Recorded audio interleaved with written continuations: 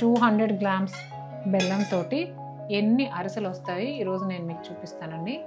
ఇది 200 గ్రామ్స్ బెల్లము. ఈ బెల్లం కరిగించుకోవడానికి జస్ట్ ఇదిగోండి ఇట్లాంటి చిన్న గెంటితో ఒక్క గెంటి నీళ్ళు మాత్రమే పోయాలి. పోసేసి చక్కగా పాకం రెడీ చేసుకోవాలి.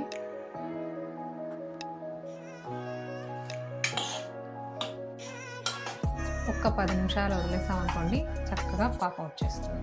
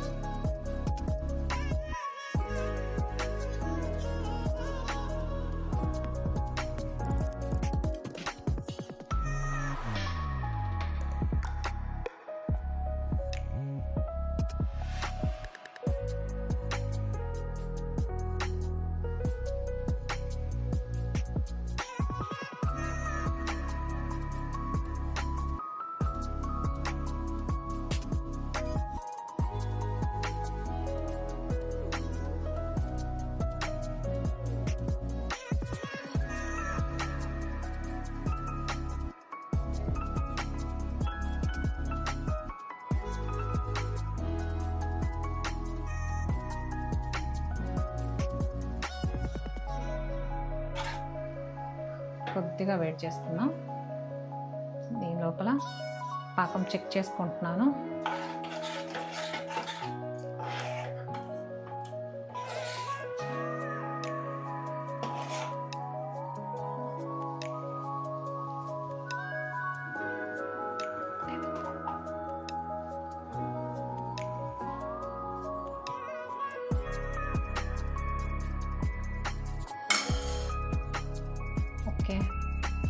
ఇలా పాకం ఇలా అంటే టంగు మనాలి. ఇలా అనిందంటే మనకి పాకం రెడీ అయిపోయినట్టు అన్నమాట. చూసారా సౌండ్ చూసారా? అది పాకం చక్కగా గట్టిగా వచ్చేసింది. ఇంకా మనం ఇందులో పిండి అయితే వేసేద్దాం. కొంచెం గోరువెచ్చ మీద అలాగే పెట్టుకొని మంట సిమ్లోనే ఉండాలి. ఎక్కువైతే వేడెక్కద్దు, ఎందుకంటే కొంచెమే కదా.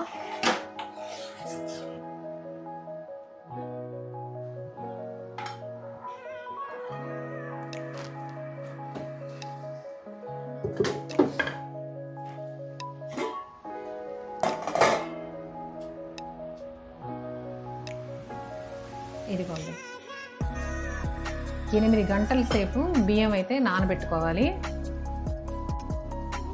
చూస్తున్నారు కదా, ఇదిగోండి నేను ఇలాగా పిండి ఇదైతే బయట కూడా ఏమి వేయించలేదు, జస్ట్ మిక్సీలో మాత్రమే పట్టి ఇలా రెడీ చేసుకున్నాను. ఈ పిండి వచ్చి ఇందులో మనం 200 గ్రాముల బెల్లం వేసాం కదా, అందుకని నేను 600 గ్రామ్స్ రైస్ని 8 అవర్స్ సోక్ చేసి పక్కన పెట్టుకున్నాను. అది ఉదయాన్నే చక్కగా నీళ్లు లేకుండా వంపేసుకొని ఒక క్లాత్ వేసి జస్ట్ అలా తుడిచేసి మిక్సీ పట్టేసుకున్నామంటే పిండి ఇలా వచ్చేస్తుందండి. ఇదిగోండి పిండి రెడీ అయిపోయింది కదా. ఇప్పుడు మనం దీనిలో కొంచెం నెయ్యి వేద్దాం. జస్ట్ ఒక స్పూన్, చాలా కొంచెం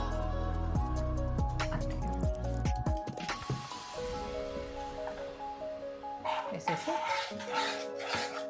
కలుపుదాం. ఇదిగోండి పప్పు గుత్తుంటే ఇలా రెడీ చేసుకోండి. పప్పు గుత్తుతో బాగా తిప్పచ్చు. మనం జస్ట్ ఇలా కొంచెం కొంచెం పిండి ఇలా వేసుకోవడం,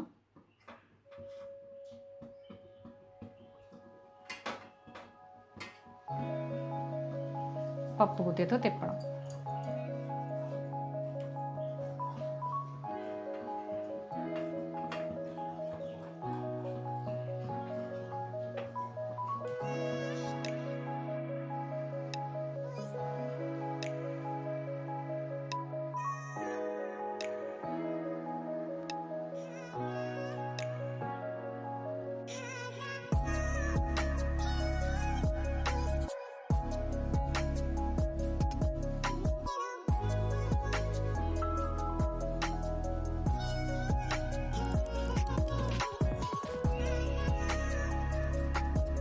పిండి కరెక్ట్గా 11 అంటే 11 అరిసెలు వస్తాయి.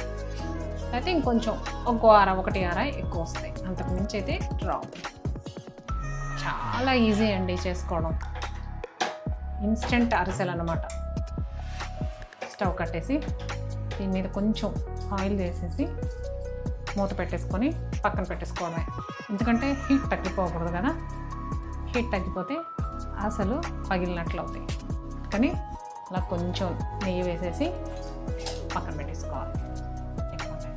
ముద్ద చూసారా అసలు ఎలా వచ్చిందో, చెక్క అయిపోతాయి అసలు. ఇలా ముద్ద వస్తే అసలు చాలా పర్ఫెక్ట్గా వస్తాయి. ఉడికే చూడండి అసలు ఎట్లా అంటే చుట్టూ ఎలా వస్తుందో.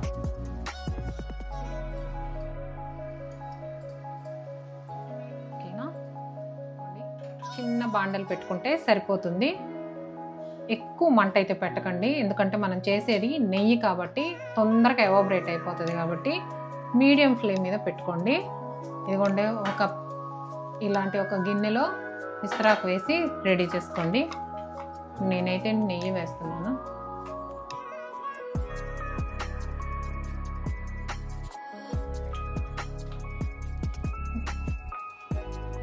నేనైతే పతాంజలి వాళ్ళ నెయ్యి అండి ఇది. ఆ నెయ్యి అయితే వేస్తున్నాను. చాలు, ఈ కొంచెం సరిపోతుంది. దీంతో ఇవి అయిపోతాయి. తర్వాత ఇంకొక రెసిపీకి ఆ మిగిలిన నెయ్యి అయితే వాడుకుంటాను. ఇంకోండి సింపుల్. ఇలా ఒక చిన్న గిన్నెలో కొంచెం నెయ్యి అయితే తీసి పెట్టుకోండి. అండ్ మనను అరిసెలు చేయడానికి ఇదిగోండి ఇలాంటి ఒక సిల్వర్ పేపర్ తీసుకోండి. ఇదిగోండి ఇట్లాంటిది తీసుకొని చక్కగా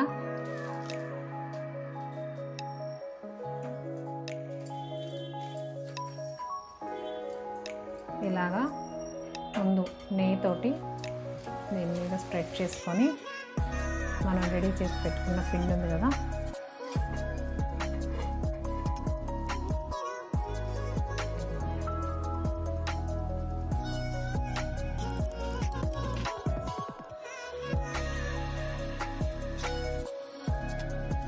ఎంత పర్ఫెక్ట్గా వచ్చిందో చూడండి.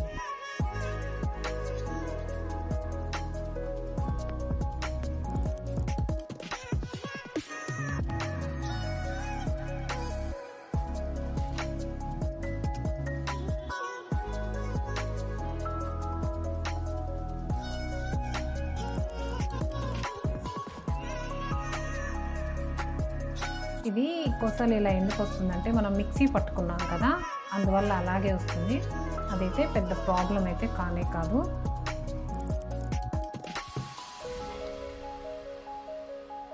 ఇలా చిన్న ఉండ చేసి బాండిల్కైతే ఇలా పెట్టాలండి. ఇది వినాయకుడి కోసం పెడతామంటండి, మా అమ్మ చెప్పారు నాకు. ఇలా అయిన తర్వాత ఒక చిన్న పీస్ తీసుకొని చెక్ చేసుకోండి ఆయిల్ హీట్ ఎక్కిందా లేదా అని. చూడండి నెయ్యి అయితే వేడెక్కిపోయింది. జస్ట్ దీన్ని ఇలా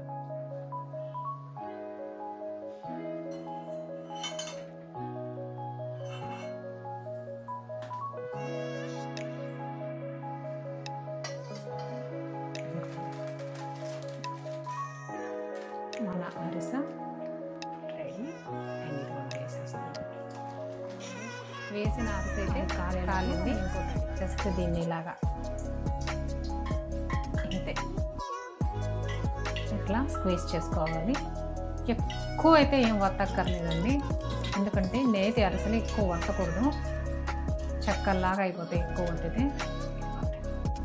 ఇంతే, మనకి వత్తుకోవడానికి చెక్కలతో కూడా పనే ఉండదు. ఇవ్వండి అలా వేసేసుకోండి. ఇదిగోండి ఇలా ఒత్తి పెట్టుకున్నారు.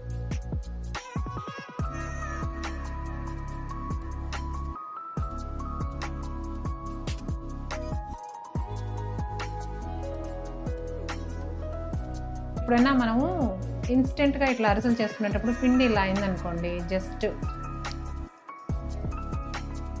బాగా వేడి నీళ్ళు మరక్ కాసుకొని ఇట్లాగా ఇదిగోండి ఈ మాత్రం సరిపోతాయి. ఇందులో ఇలా వేసేసి బాగా కలిపేసేయండి. ఇంకొంచెం గట్టి పడిపోయింది కదా,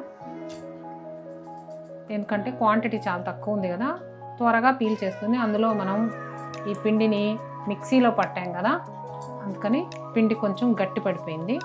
ఇందులో అట్లా వేడి నీళ్ళు వేసేసుకొని తిప్పేసుకున్నాం అనుకోండి, కలిపేసుకున్నాం అనుకోండి, చాలా బాగా వచ్చేస్తాయి. ఇది కలిపేశాక చూపిస్తాను.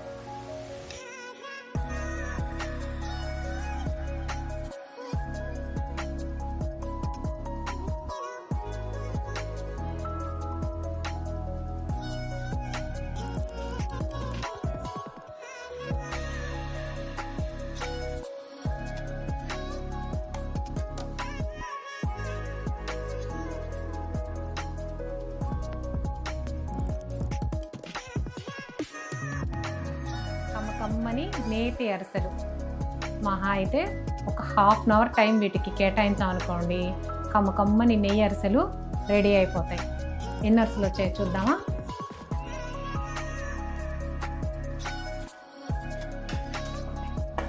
ఒకటి చాలా వేడిగా ఉంది, హాట్ అరిసెలు.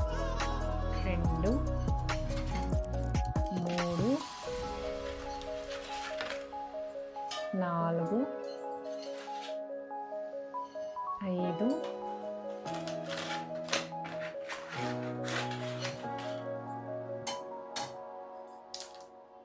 6, 7,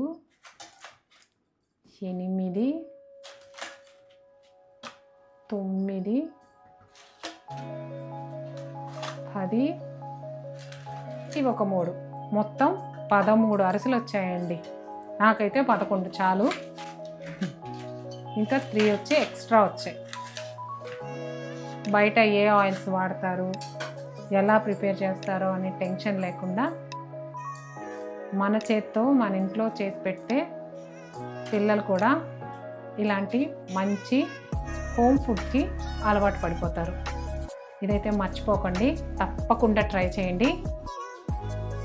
నా ఈ వీడియో మీకు నచ్చినట్లయితే లైక్ చేయండి, షేర్ చేయండి, సబ్స్క్రైబ్ చేయండి. పక్కనున్న బెల్ ఐకాన్ని క్లిక్ చేయడం మాత్రం మర్చిపోకండి. నేను చేసే అన్ని వీడియోస్ నోటిఫికేషన్ మీకు వచ్చేస్తుంది. మరి ఉంటానండి, బాయ్. Journey with Lakshmi.